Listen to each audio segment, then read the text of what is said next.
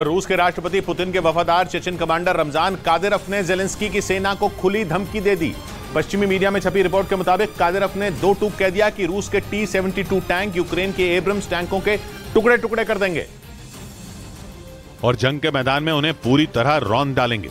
2 रोज पहले ही अमेरिका ने घोषणा की थी कि यूक्रेन के सैनिकों को एब्रम्स के अपग्रेडेड वर्जन की ट्रेनिंग दी जाएगी, जिसके बाद एब्रम्स टैंकों पर रमजान कादिरोव का यह बयान आ गया। पश्चिमी मीडिया में छपी रिपोर्ट के मुताबिक कादिरोव ने अमेरिका से यूक्रेन को मिले एब्रम्स टैंकों को बच्चों की पैडल कार बता दिया।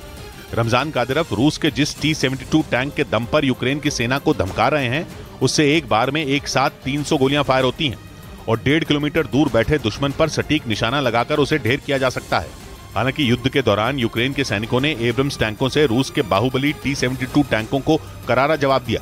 इस बीच रूस से जारी भीषण जंग में यूक्रेन के जवान जुगाड़ के ड्रोन से काम चलाते दिखाई दिए। यूक्रेन के सैनिक ड्रोन में बदलाव कर उसका इस्तेमाल कर रहे हैं ताकि रूस के जवानों को ढूंढकर उन्हें मौत की नींद सुलाई जा सके। यूक्रेन के सैनिक कैसे जुगाड़ के ड्रोन का इस्तेमाल कर रहे हैं, इसका एक वीडियो भी सामने आया, जिसमें एक जवान एक ड्रोन पर विस्फोटक बांधता नजर आया। विस्फोटक बांधने के बाद उसने उस ड्रोन को आसमान में उड़ा दिया, जिसके कुछ ही देर बाद अलग अलग जगहों पर धमाके होते दिखाई दिए। बताया गया कि इसी तरह से यूक्रेन की सेना जुगाड़ के ड्रोन का रूसी फौज पर हमले के लिए इस्तेमाल कर रही है। इधर रूस ने अमेरिका की खुफिया एजेंसी CIA पर पुतिन के खिलाफ प्रोपेगेंडा फैलाने के लिए यूक्रेन में मौजूद उसके नागरिकों को गुमराह करने का आरोप लगाया, ताकि पूरी दुनिया में पुतिन की छवि खराब की जा सके। और सबूत के तौर पर रूस की तरफ से एक वीडियो भी जारी किया गया। रूस का आरोप है कि अमेरिका की खुफिया एजेंसी इस वीडियो का इस्तेमाल पुतिन के खिलाफ प्रोपेगेंडा फैलाने के लिए कर रही है और वो इस बात का ढिंडोरा पीटने में जुटी है कि रूस में पुतिन लोगों पर अपनी मर्जी थोप रहे हैं। रूस का यह भी आरोप है कि अमेरिका यूक्रेन में रहने वाले रूसी नागरिकों को गुमराह कर रहा है और उन पर पुतिन के खिलाफ मीडिया में बोलने के लिए दबाव बना रहा है।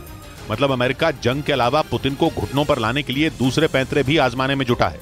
पश्चिमी मीडिया का दावा है कि इसी वजह से पुतिन अमेरिका पर बुरी तरह भड़के हुए हैं। उधर रूस और यूक्रेन के बीच जारी जंग ने कई देशों के सामने भुखमरी के हालात बना दिए और अब संयुक्त राष्ट्र ने उन देशों तक अनाज पहुंचाने के लिए रूस के सामने एक समझौते का प्रस्ताव रखा है, जिसके तहत ब्लैक सी के जरिए उन देशों तक अनाज की सप्लाई हो सके जहां रूस और यूक्रेन युद्ध की वजह से भुखमरी के हालात बन गए हैं। पहले भी संयुक्त राष्ट्र और तुर्की ने मिलकर मध्यस्थता करने की कोशिश की थी, लेकिन वो कोशिश परवान नहीं चढ़ सकी और अब अफ्रीका और पश्चिम एशिया के कुछ हिस्सों में हालात बिगड़ने लगे हैं, क्योंकि ये इलाके पूरी तरह से यूक्रेन से आने वाले अनाज और खाने के सामान पर निर्भर हैं। वहीं संयुक्त राष्ट्र के प्रस्ताव पर रूस ने जवाब देने के लिए 18 मई तक वक्त मांगा है।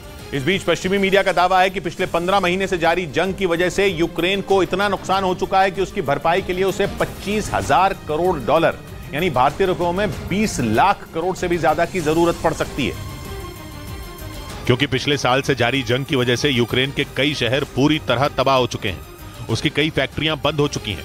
इस युद्ध ने यूक्रेन की अर्थव्यवस्था पर इतनी तगड़ी चोट की है कि उससे उबरने के लिए जेलेंस्की को बहुत बड़ी रकम की जरूरत पड़ सकती है। यूरोप के देशों को आर्थिक मदद देने वाले bank European bank for reconstruction and development की एक रिपोर्ट के मुताबिक यूक्रेन में जिस तरह की तबाही हुई है, उससे निकलने में उसे 25 साल से भी ज्यादा का वक्त लग सकता है, क्योंकि पुतिन की सेना के हमलों में अब तक यूक्रेन की राजधानी कीव समेत खार्किव और ज़पोरिज़िया जैसे कई बड़े शहर तबाह हो चुके हैं। उधर यूक्रेन को आर्थिक मदद दिए जाने पर यूरोपियन यूनियन में विवाद हो गया। हंगरी ने यूक्रेन को सैन्य मदद के लिए दी जाने वाली किस्त पर मंजूरी देने से इनकार कर दिया, जिससे जेलेंस्की की मुश्किलें बढ़ सकती हैं, क्योंकि हंगरी ने साफ कह दिया कि वो यूरोपियन यूनियन के फंड का इस्तेमाल सिर्फ यूक्रेन के लिए हथियार खरीदने के लिए करने के पक्ष में नहीं है। हंगरी सरकार की ओर से जारी बयान में कहा गया कि यूरोपियन यूनियन के फंड का इस्तेमाल यूरोप के दूसरे देशों की मदद के लिए भी होना चाहिए। मतलब ये कि यूक्रेन के मुद्दे पर यूरोपियन यूनियन के देशों में अब एक मत नहीं है, जबकि यूरोपियन यूनियन की तरफ से आने वाली 22 मई को 50 करोड़ यूरो यानी भारतीय रुपयों में करीब 4,500 करोड़ रुपयों की किस्त यूक्रेन को दी जानी थी।